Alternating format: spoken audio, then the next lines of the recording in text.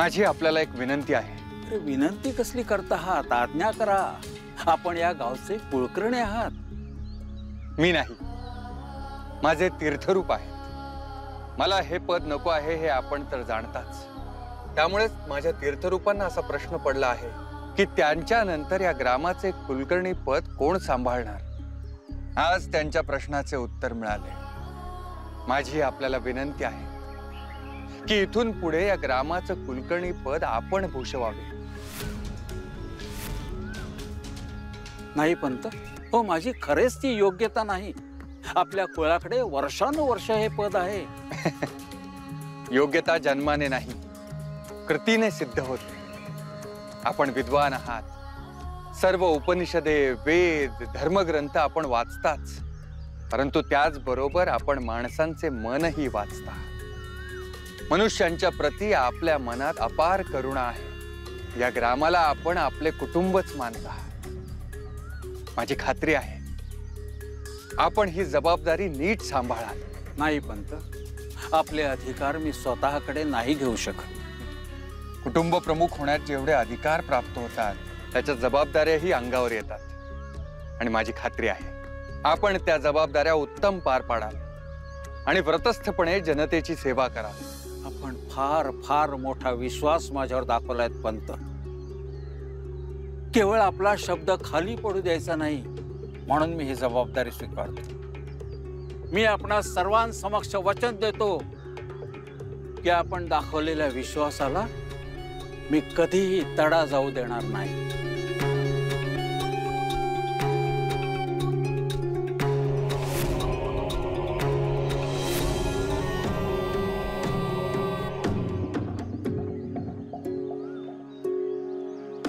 पांडुरंगारी पांडुरंगारी.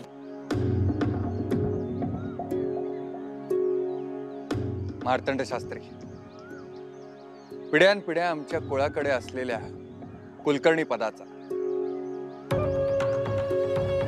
त्या साऱ्या गावकऱ्यांसमोर मी त्याग करीत आहे आणि आपल्याला विनंती करीत आहे की हे पद आपण स्वीकारावे. आपण विनवणी काय करताय पंत? मी हे माझं महत्भाग्य समजतो की आपला पवित्र वारसा आपण मला देत आहात. पण अजूनही मला असं वाटतं की आपण आपल्या त्यागाचा पुनर्विचार करावा. आपण ज्याला त्याग म्हणताय ते मला बंधन वाटते. मला पद हवे आहे ते त्या पांडुरंगाच्या चरणी. ते सर्वोच्च पद प्राप्त करायचे असेल तर मुक्ती हवी. आणि बंधनात अडकलेल्या कोणालाही मोक्ष प्राप्त होत नाही. आणि आपणास विनंती करतो आहे की आपण या पदाचा स्वीकार करावा. पंत, खर तर आपण आज्ञा करावी आणि आपण दिलेला प्रत्येक शब्द आम्ही झेलावा. एवढं पवित्र स्थान आहे आपलं आमच्या हृदयात. आपल्या विनंतीचा स्वीकार करणं हे मी माझं आद्य कर्तव्य समजतो. आपण मला दिलेल्या पदाची प्रतिष्ठा राखण्यासाठी मी पदोपदी यत्न करेन. या कामी पांडुरंग आपल्याला बळ देईल.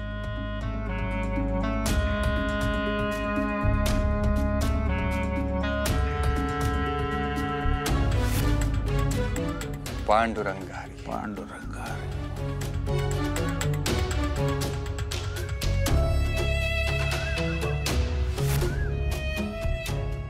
हो,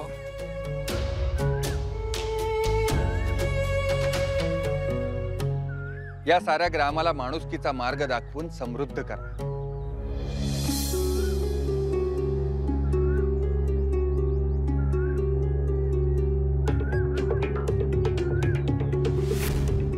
मार्तंडा, अगम्य तुझी लीला.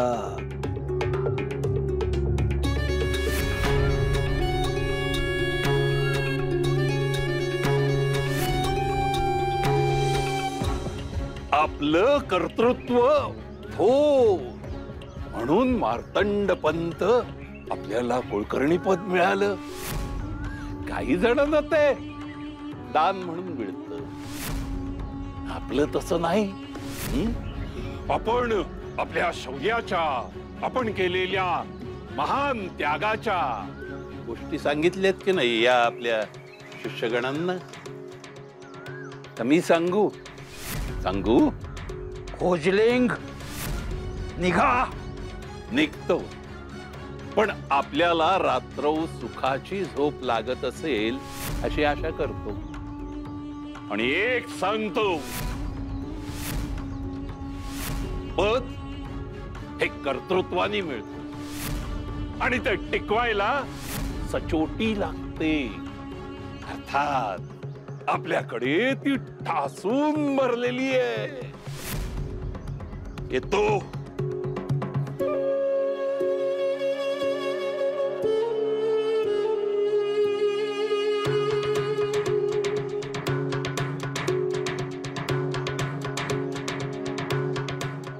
मालक,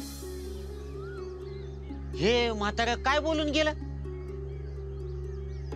आपलं धनी किती कर्तृत्ववान आहेत असं ते सांगत होते. हा, मला बी तेच वाटलं. मालक, सांगा की आम्हाला कसं काय मिळालं तुम्हाला हे कुलकर्णी पद? म्हणजे आम्हासनी बी कळू द्या तुमचं महात्म्य. अरे हणम्या, स्वतःचं महात्म्य स्वतःच्या तोंडून सांगायचं नसतं. भूतकाळात केलेल्या कर्तृत्वात रममाण होणं मला आवडत नाही. आम्ही वर्तमानात जगतो आणि वर्तमानात कर्तृत्व गाजवता. आता कसं? अहो, एका झटक्यात त्या पोरट्यांना ना त्यांच्या तारणाराला घराबाहेर काढलं. वा.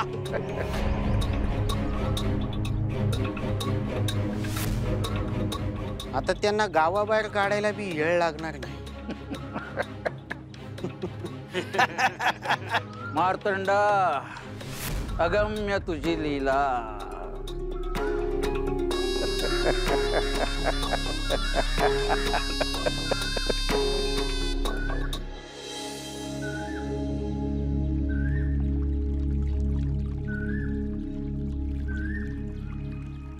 सोपाना, आपल्याला जे जमत नाही ते करू नये रे बाळा.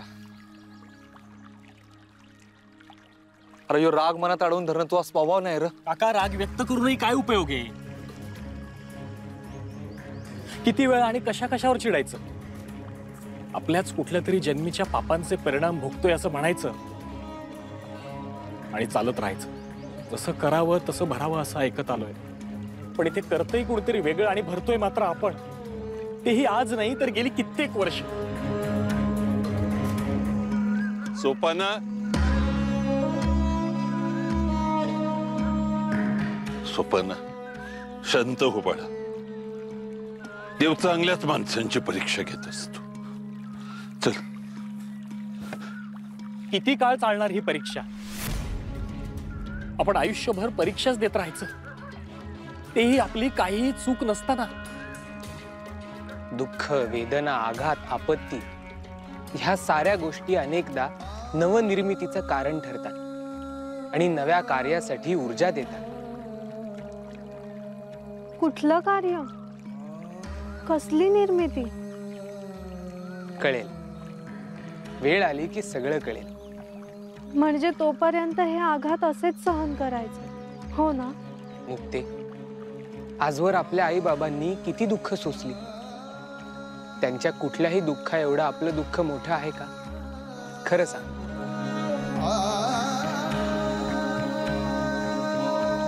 सोपाना, या जगात प्रत्येकाला असं वाटत असतं की आपल्याच आयुष्यात सर्वाधिक दुःख आहे. केवळ आपल्यावरच सदैव विघ्न येत असतात. परंतु आपल्या दुःखाच्या परिघाबाहेर डोकावून पाहिलं की सत्य परिस्थितीची जाणीव होते.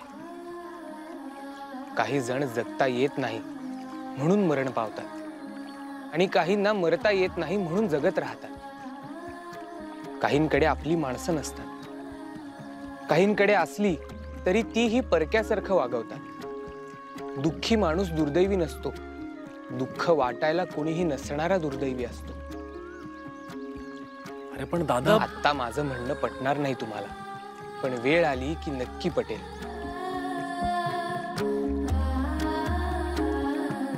तिकडे समोर एक धर्मशाळा दिसते, आपण सगळे तिकडेच जाऊया. चला निघूया.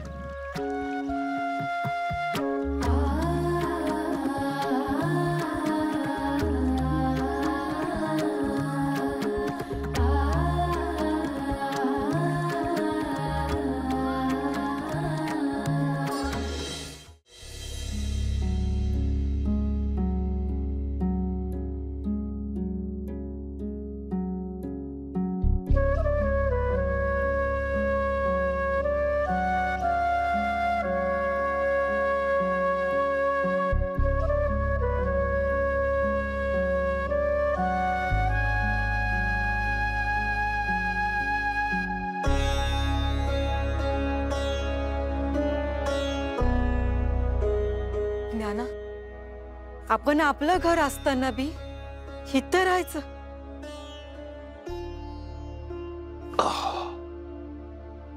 मावशी, कुठलंही घर तयार होण्याआधी या अशाच अवस्थेत असतं. त्याला घर पण येतं ते तिथल्या माणसांच्या कष्टामुळे. प्रत्येक जीव हा त्याच्या कष्टाच्या जीवावर आपला निवारा तयार करत असतो. आपणही करू. तू काय बोलते मला काय बी कळत नाही बघ. मोडदा पशिवला त्या मार्तंड शास्त्र्याचा. त्याच्या पायीच झाले हे समद. त्याच्या पायीच आपल्याला घर सोडावं लागलंय बघ.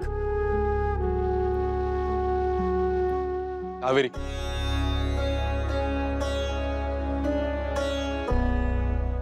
काका घ्या.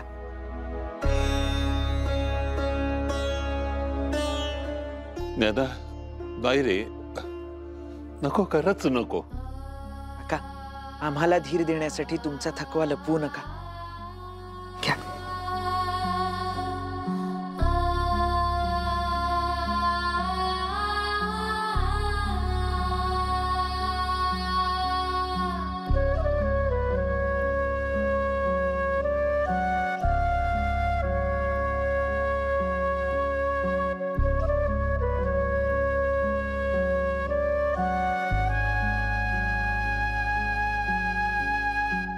चला, पांडुरंगाचं नाव घेऊया आणि आपला निवारा तयार करूया.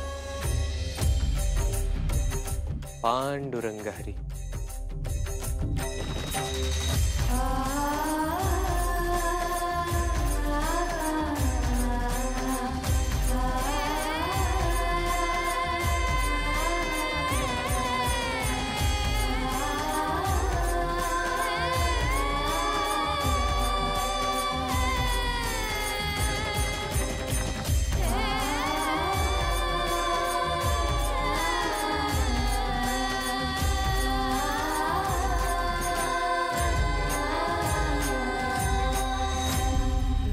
काका, काही हवंय का अजून? नाही, नको, मी ठीक आहे. हं? सोपाना, काय झालंय? दादा, राहून राहून त्या पांडुरंगाच्या मूर्तीची आठवण येते रे. ती मूर्ती आपल्या सवे हवी होती. केवळ मूर्ती असली म्हणजेच तो आपल्या सवे असतो असं नाही. अमूर्त रूपातही तो आपली निरंतर साथ करतो. त्याच्या केवळ नामस्मरणाने त्याची कृपादृष्टी आपल्यावर पडते. इतका तो सहज सुंदर आहे.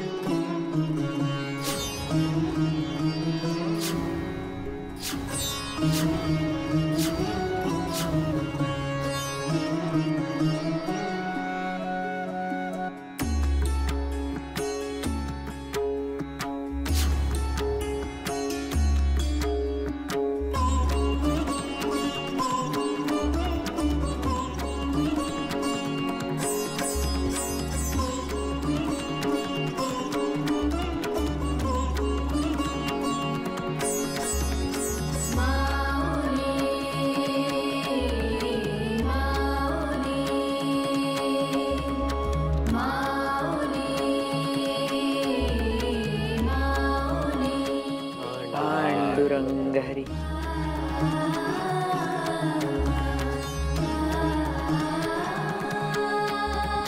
पाहिलं सोपाना, पुन्हा एकदा आपला विठुराया आपल्यापाशी परत आला. आयुष्यात आपली सारी सुख हिरावून घेतली जाऊ शकतात, पण आपली कष्ट करण्याची क्षमता कोणीही कधीही हिरावून घेऊ शकत नाही. आणि ती असेल तर आपण आपली सारी सुख पुन्हा निर्माण करू शकू. रात्र आहे म्हणून दिवसाची ओढ आहे. दुःख आहे म्हणून सुखाला मोल आहे. तम आहे म्हणून तेजाचा ध्यास आहे.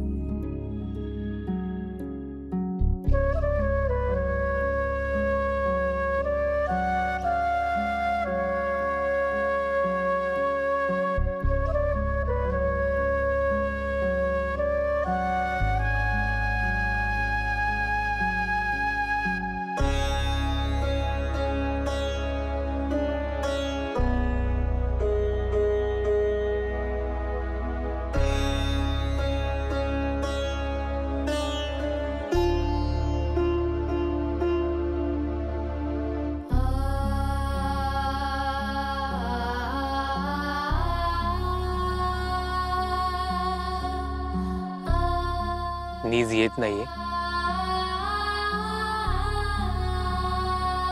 पुष्कळ यत्न केला, पण डोळे मिटले की डोळ्यासमोर प्रश्नचिन्ह उभं राहतं आणि एकच प्रश्न मनात येतो की आपल्याच बाबतीत का?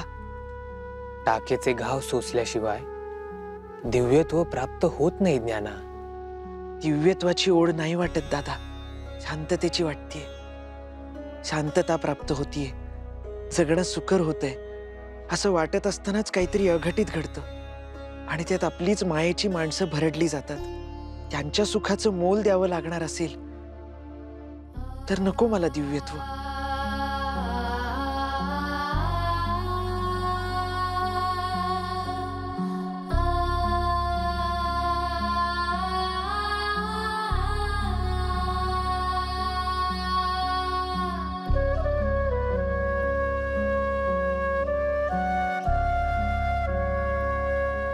ज्ञाननाथाच्या हाती तो पर्याय होता, पण ज्ञानेश्वरांच्या हाती तो पर्याय नाही. तुझ्या हातून महान कार्य घडावं ही त्या विधात्याचीच इच्छा आहे. त्याचीच पूर्वतयारी चालू आहे असं मानू आपण.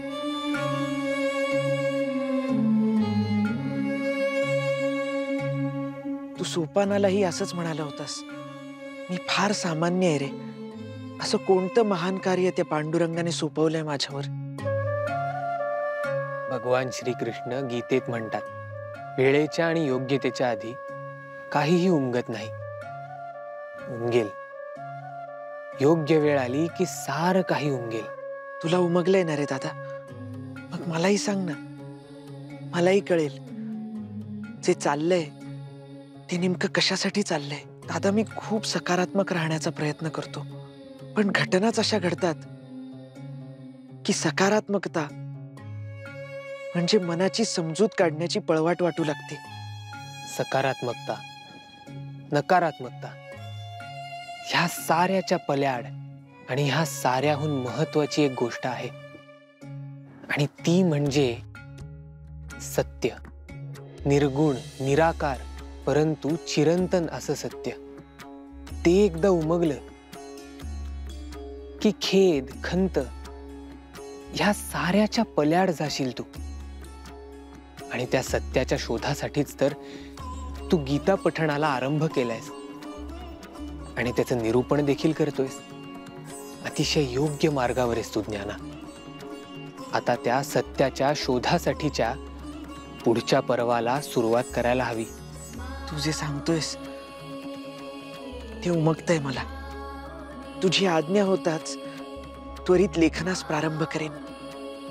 येते ती ही वेळ आता समीप येते, आणि ती वेळ एकदा आली की सारं काही बदललेलं असेल. सारं काही.